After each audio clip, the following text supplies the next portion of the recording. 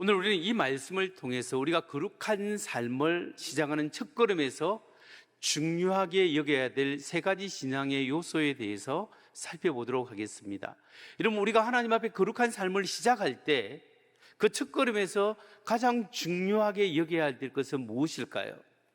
우리는 어떻게 거룩한 삶을 어디에서부터 시작해야 하겠습니까? 첫째로, 거룩한 삶은 예배 회복으로부터 시작해야 한다는 겁니다. 예배 회복은 거룩한 삶을 살아가는데 첫걸음이라는 겁니다. 여러분, 레위기 17장은 거룩한 삶을 사는데 하나님 앞에서 예배 드리는 것이 가장 중요하다, 이렇게 말씀하고 있습니다. 레위기 17장 3절로 4절 말씀을 봅니다.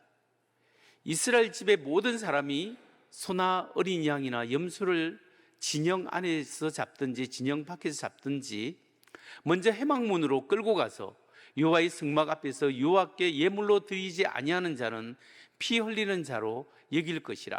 그가 피를 흘렸은즉 자기 백성 중에서 끊어지리라. 오늘 이 말씀은 무슨 말이냐면, 이스라엘 백성들은 어떤 짐승이라도 회막은 성막입니다. 성막 안 앞으로 끌고 가서 거기에서 짐승의 피를 흘리고 짐승을 잡아서 제사를 드려야 한다, 이렇게 이야기합니다. 그러니까 아무 데나 가서 짐승을 잡으면 안 됩니다. 그럼 이스라엘 백성이 짐승을 데리고 가서 잡는다, 제사를 드리는 것이 어떤 의미일까요? 하나님께 예배 드리는 행위입니다. 제사는 하나님께 앞에 예배 드리는데, 예배 드릴 때 아무 곳이나 가서 예배 드리는 것이 아니라 하나님이 정하신 성막, 회막에 가서 짐승을 잡아 피 흘려 제사를 드리고 예배를 드려야 한다, 이걸 강조하는 거죠. 여러분, 왜 하나님이 이스라엘 백성에게 하나님께 제사할 때 예물을 드릴 짐승을 반드시 회막을 끌고 가서 거기서 피 흘려 죽여서 잡으라고, 그래서 예배를 드리라고 이야기했을까요? 이 말씀은 이스라엘 백성이 아무 데서나 하나님께 제사 드리고 예배 드려서는 안 되고 반드시 하나님이 정한 장소, 거룩한 장소 성막에서 예배를 드려야 된다고 규정하고 있는 겁니다. 이것은 하나님이 거하시는 장소에서 올바르게 예배를 드려야 한다는 것을 가르치고 있는 거죠. 내가 하고 싶은 대로, 내가 원하는 방식으로 내 마음대로 내 장소에서 하나님 앞에 예배 드리는 것이 아니라 하나님이 정하신 대로 올바르게 예배를 드리는 것, 다시 말해서 예배를 강조하고 예배의 회복을 제일 우선시 삼아야 한다는 것을 이 말씀을 통해서 우리에게 알려주고 있습니다. 성도 여러분, 성도의 거룩한 삶은 올바른 예배로부터 시작됩니다. 우리가 이 올바르게 하나님 앞에 예배드리고, 내가 하나님 앞에 예배의 삶이 부족할 때 예배의 회복으로부터 우리는 거룩한 삶이 시작되는 겁니다. 그렇기 때문에 매주일 드리는 이 예배를 진짜 중요하게 여기고, 내가 하나님 앞에 나와서 내가 하나님 앞에 올려드리는 이 예배는 인간이 하나님 앞에 드릴 수 있는, 올려드릴 수 있는 최고의 행위가 예배입니다. 여러분, 짐승은 하나님께 예배 드릴 수 없습니다. 짐승은 영이 없기 때문에 종교성이 없습니다. 오직 영이 있는 사람만이 종교성이 있고, 사람은 하나님 앞에 예배를 드리게 되어 있습니다. 여러분, 사람은 하나님이 만들 때 서로가 사람인 자처럼 서로가 서로를 의지하도록 만들어 놨습니다. 뿐만 아니라 사람이 하나님을 의존하도록 사람을 만들어 놓으셨습니다. 그렇기 때문에 우리가 하나님을 의지하고 하나님을 경배하는 이 예배야말로 인간이 드릴 수 있는 가장 최고의 예배, 최선의 행위라는 사실을 여러분 믿으시기 바랍니다. 여러분, 이 예배가 우리가 할 수 있는, 하나님 앞에 올려드릴 수 있는 최고의 영광스러운 일일 뿐만 아니라 하나님이 우리 인간에게 주어진 특별한 축복이고 특권이라는 사실이에요. 우리는 이 영광스러움에, 하나님의 영광에 예배를 통하여 참여하게 되는 겁니다. 정말 우리 하나님 앞에 우리 모든 인류가 예배를 드릴 때요, 그곳에는 아브라함도 있고 모세도 있고 다윗도 있고 베드로, 야고보, 요한도 있고 12 제자도 있고 우리 모든 구원받은 백성이 하늘에서 하나 천군 천사와 함께 하나님 앞에 예배를 올려드릴 때 그 영광스러움이라는 것은 말할 수가 없을 거예요. 그 영광된 하늘의 예배를 오늘 우리가 드리는 예배를 통하여 샘플 맛보기로 보게 되는 겁니다. 우리의 예배는 앞으로 장차 우리가 올려드릴 그 영광의 샘플이고, 오늘 그 하늘의 예배를 지금 여기서 조금이나마 경험하게 되는 거죠. 그렇기 때문에 여러분, 오늘 이 땅의 예배는 우리 거룩의 시작입니다. 여러분, 이 예배를 통해서 영이 회복되길 바랍니다. 예배를 통해서 하나님 앞에 나와왔을 때, 하나님, 나를 불쌍히 여기시고 내 안에 하나님의 성령으로 충만히 채워주옵소서. 내 영이 하나님의 성령으로 충만히 젖는 것만으로도 영혼의 치유가 일어나는 거예요. 그리고 이 예배를 통하여 하나님의 성령의 역사를 경험해야 됩니다. 예배를 통하여 하나님의 역사와 치유의 역사를 경험하고, 하나님이 여러분 한 사람 한 사람 주시는 메시지를 경험하고, 병이 치유되고 정신병이 낫고 놀라운 하나님의 성령의 역사를 경험하는 것이 바로 이 예배라는 겁니다. 그렇기 때문에 여러분, 예배를 사모하십시오. 예배를 통하여 성령님, 하나님의 살아계심을 체험하기를 원합니다. 성령의 충만함을 경험하기를 원합니다. 하나님의 은혜를 갈망합니다. 여러분, 은혜를 갈망하십시오. 그 심령 속에 하나님의 역사가 일어나는 줄 믿으시기 바랍니다. 예배 회복을 통하여 우리는 거룩한 삶을 살아갈 수 있습니다. 그렇다면 다음으로 우리가 거룩한 삶을 시작하는 첫걸음에서 또 하나 중요한 요소는 무엇일까요?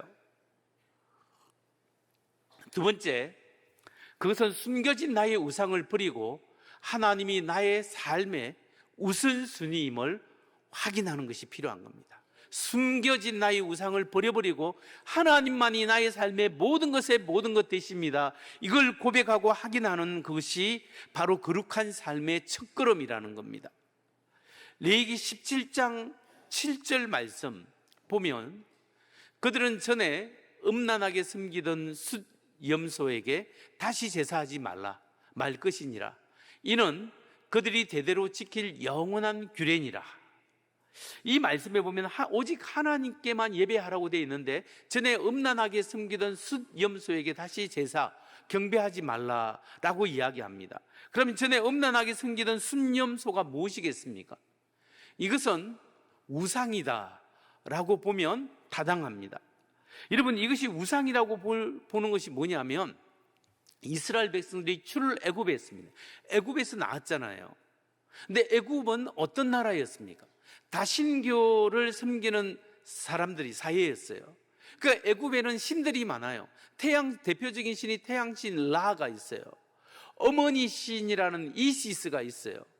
그리고 또 지하의 신이라는 오시리스가 있어요. 하늘의 신이라는 누가 있어요. 이건 맛백인데 엄청나게 많은 신들이 있었는데, 그걸 이집트 사람들이 경배하고 있었습니다. 그런데 이스라엘 백성이 거기서 400년 동안 노예 생활을 했거든요. 그러다 보면 무엇의 영향을 받겠습니까? 우상을 섬기는 이 애굽의 문화의 영향을 받게 되는 거예요. 그러니까 그들은 하나님을 믿으면서도 우상도 함께 믿고 경배했다고 충분히 생각할 수 있죠. 그뿐만 아니라 이스라엘 백성이 출애굽에서 이제 어디로 가냐면 가나안 땅으로 들어갈 거예요. 가나안 땅에 들어가면 대표적인 신이 누구냐면 바알 신이 있죠. 아세다로 신이 있죠. 몰렉 신이 있죠. 여러 부족들의 신들이 있어요. 그게 영향을 받아 그 사람들과 동원하고 그 신들을 섬길 가능성들이 아주 많습니다. 바로 이런 우상 숭배의 영향 아래 있는 사람들에게 하나님은 너희는 달라야 한다. 나의 백성은 달라야 한다. 전에 너희가 섬겼던 그 우상들을, 순염소 그 우상들을 섬기지 말아라. 오직 참된 하나님, 여호와 하나님, 구원자 하나님만 섬겨야 한다. 이렇게 말씀하고 있는 겁니다. 여러분, 그들이 우상 숭배를 멀리하라고 말씀하시고 하나님만이 하나님 되심을 확인해야 했습니다. 그렇다면 오늘을 살아가는 우리는 어떻습니까? 우리에게는 우상 숭배의 유혹이 없을까요? 오늘 예배드리는 우리 모두는 아마 명시적으로는 우리가 어디 가서 돌을 새겨놓고 그게 하나님처럼 절하면서 경배하진 않을 겁니다. 또한 예수 믿으면서 지금 구판을 벌이면서 이렇게 하는 사람은 거의 없겠지요. 하지만 우리 그리스도인들도 우상 숭배와 밀접한 관계를 가질 수가 있습니다. 여러분, 우상 숭배를 한마디로 정의하면 뭘까요? 우상 숭배를 한마디로 말하면 사랑의 질서가 뒤바뀌는 것이 우상 숭배예요. 사랑의 질서가 뒤바뀌는 것. 우리가 가장 사랑해야 될 대상이 창조주 하나님이에요. 구원자 하나님을 사랑해야 합니다. 하나님이 인간을 지으실 때 하나님을 사랑하도록 만들어놨습니다. 우리는 하나님을 사랑하고 하나님께 헌신해야 합니다. 그런데 우리가 하나님 대신해서 다른 엉뚱한 것을 사랑하고 그게 더 헌신하게 되면 사랑의 질서가 뒤바뀌게 되는 겁니다. 그래서 진정한 사랑의 대상이 뒤바뀌는 것이 바로 이것이 우상 숭배라고 하는 겁니다.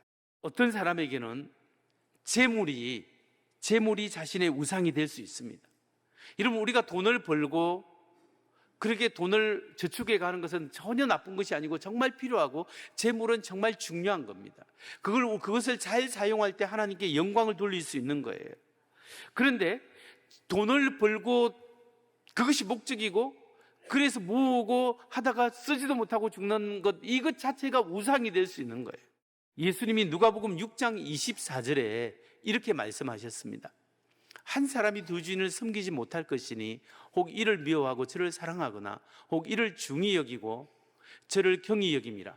너희가 하나님과 재물을 겸하여 섬기지 못하느니라. 이 말은 하나님의 사람들은 돈을 벌면 안 된다는 뜻이 아니에요. 돈이 중요하고 정말 중요하지만 그것보다 하나님이 더 중요하고 하나님이 주신 재물을 내가 다스리고 활용하는 그것으로서 사용해야지, 내가 하나님보다 그걸 더 집중하고 중요하게 여길 때 우리는 그것의 하인이 되고 나의 우상이 될 수 있다는 것을 말씀하고 있는 겁니다. 하나님의 재물에 대한 우선순위를 주님께 두기를 바랍니다. 여러분, 오늘날 우리가 우상 숭배에 빠질 수 있는 또 하나의 우상이 뭐겠습니까? 그것은 탐욕입니다. 탐욕. 골로새서 3장 5절을 보십시오. 그러므로 땅에 있는 지체를 죽이라. 곧 음란과 부정과 사욕과 악한 정욕과 탐심이니 탐심은 우상 숭배니라. 여기 보면 땅의 것이 뭐냐면 바로 음란한 것, 부정한 것, 사욕과 악한 정욕입니다. 이걸 다 없애야 됩니다. 그런데 탐심이니 하고 탐심은 특히 강조하는 거예요. 우상 숭배라고. 이 성경이 왜 탐심을 우상 숭배라고 할까요? 왜냐하면 탐심은 한계가 없기 때문입니다. 만족한 제한이 없기 때문에 그렇습니다. 그러니까 탐심은 하나님보다 더 사랑하게 되고 하나님보다 더 헌신하게 됩니다. 그 결과 이 땅의 소유만 집중하게 되는 거예요. 그렇지 않은 우리가 이 땅을 살면서도 하나님 나라를 바라보는 사람들이에요. 이 땅을 사는데 이 땅의 재원을 가지고 하나님 나라를 위해서 헌신하며 사는 사람인데 우리의 궁극적인 목표는 하나님 나라의 영광에 있습니다. 그래서 이 땅도 소중하고 하나님 나라도 소중해요. 그런데 이 땅만 바라보면 이것이 우상이 되고 이것이 탐욕에 빠질 수밖에 없다라는 거예요. 그러니까 우리가 영원한 나라, 하나님 나라를 바라볼 때 우리가 자신의 한계를 설정하는 것이 중요합니다. 일의 한계, 재물의 한계를 설정해야 합니다. 자기가 자기 일에 충실하면서도 하나님 나라를 위해서 일하는 헌신이 있어야 한다는 거예요. 재물을 자기를 위하여 쓰면서도 재물의 한계를 설정해야 합니다. 재물의 물질적으로 한계를 설정하는 가장 대표적인 것이 무엇일까요? 그게 저는 11조 헌금이라고 생각합니다. 11조. 여러분, 11조가 뭐예요? 10분의 1을 떼서 하나님 앞에 올려드리는 것인데 11조는 예수 그리스도가 나의 삶의 모든 것의 모든 것 되십니다라는 신앙 고백이에요. 구약의 말라기에 보면 이스라엘 백성들에게 11조를 했는데 안 하니까 그 말씀에 보면 이렇게 돼 있지 않습니까? 너희가 11조를 하면 하나님이 축복을 하는가 안 하는가 시험해보라 라고 했지 않습니까? 구약 백성들은 어떤 때는 하나님의 복을 주시는 것을 위해서 11조 한 사람도 있습니다. 그런데 신약의 백성들은 11조를 꼭 복받기 위해서 하는 거 아니에요. 또한 내가 11조 안 하면 하나님께서 나를 벌내려시기 때문에 하는 거 아니에요. 그럼 우리는 왜 11조를 하죠? 신약에서 11조 헌금을 의무나 강요로 하라는 말씀이 있습니까? 없어요. 그런데 왜 우리는 11조 하죠? 왜냐하면 우리의 삶 모든 것이 하나님의 것이기 때문에. 옛날에 구약의 사람들은 10의 1조, 2조, 3조를 통하여 하나님 앞에 신앙을 고백했지만, 신약의 사람들은 우리의 모든 것이 예수의 핏값으로 살기 때문에 나의 삶은 주님 것입니다. 주 예수 그리스도, 나의 주, 나의 하나님이라고 고백한 사람이 예수 믿는 사람이에요. 그러니까 우리의 모든 것이 주님의 것인데, 우리의 모든 것이 주님의 것이라는 것을 고백을 어떻게 여러분 표현할까요? 생활도 하고 해야 되고 애도 길러야 되는데. 그래서 나의 삶의 모든 것에 모든 것이 되십니다라는 신앙 고백으로, 그 중에 구약의 전통에 따라 10의 1조를 하나님께 드림으로써 예수님이 나의 삶의 주인이십니다, 이걸 고백하는 거예요. 하나님보다 내가 더 사랑하는 것을 버리고 주님이 나의 삶의 모든 것입니다, 이 고백을 우리의 생활을 통해, 일을 통해서, 우리의 물질적 사용을 통해서 하나님 앞에 하게 될 때, 하나님의 나라와 의를 위해서 신앙 고백하며 사는 사람을 예수님이 너희가 먼저 그의 나라와 그의 의를 구하라, 그리하면 이 모든 것을 더하시리라. 내가 원하는 대로 하나님 주신다는 뜻이 아니에요. 내 삶에 필요한 것, 하나님이 나를 위하여 필요한 것을 반드시 공급해 주시라는 약속이 주어져 있는 거예요. 하나님이 책임져 주신다는 그 믿음이 우리 속에 있는 거예요. 그래서 우리의 신앙을 물질로도 표현하고 한계를 정해 놓아야 한다는 거예요. 여러분, 우리가 거룩한 삶을 살아가는 첫걸음은, 먼저 하나는 예배가 회복돼야 된다. 예배를 중요하게 여기고 예배를 통하여 하나님 앞에 나아야 한다는 것. 다른 하나는 나의 우상을 버리고, 내가 귀중히 여기는 걸 버리고 내 삶에 하나님이 내 삶의 우선순위입니다, 이 고백이 있는 것이 신앙 거룩한 삶의 두 가지 요소예요.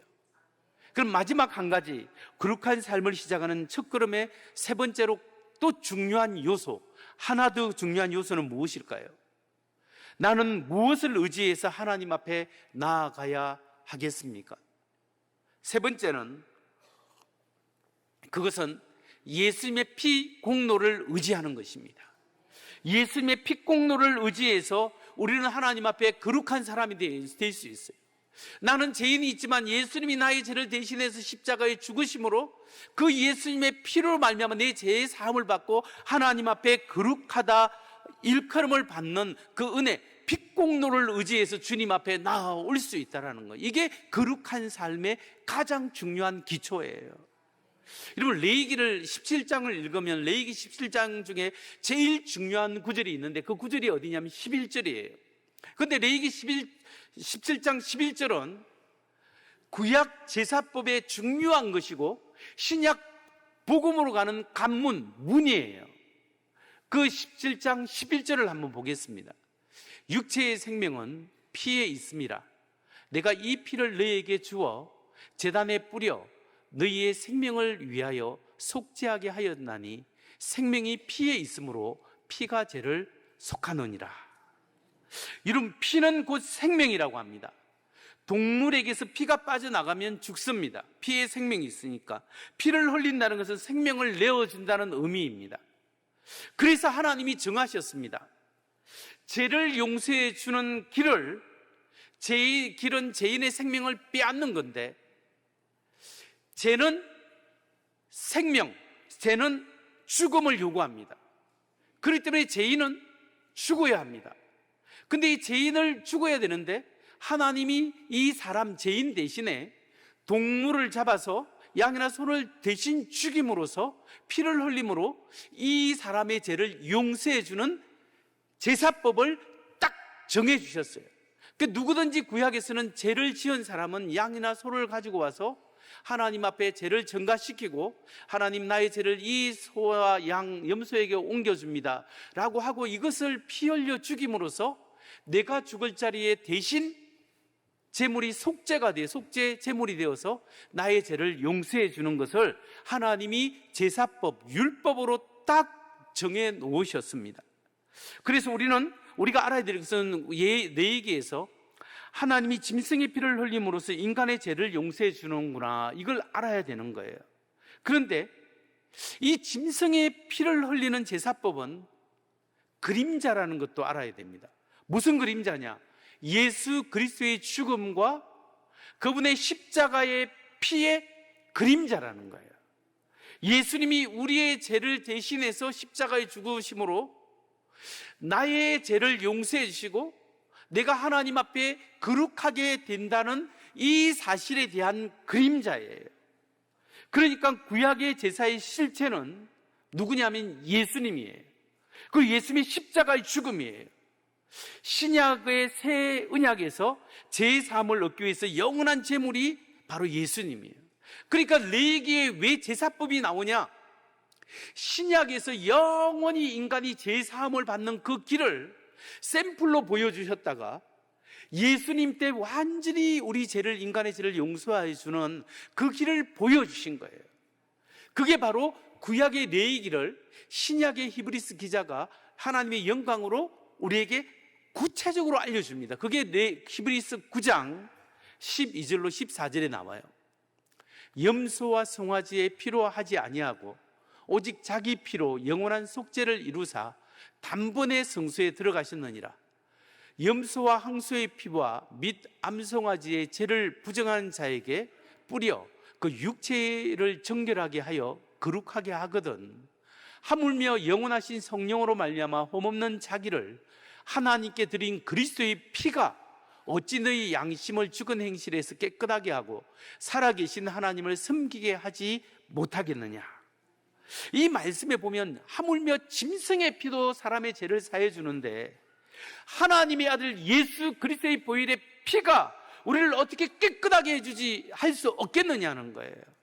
예수의 피가 우리의 죄를 용서해 주신다는 거예요.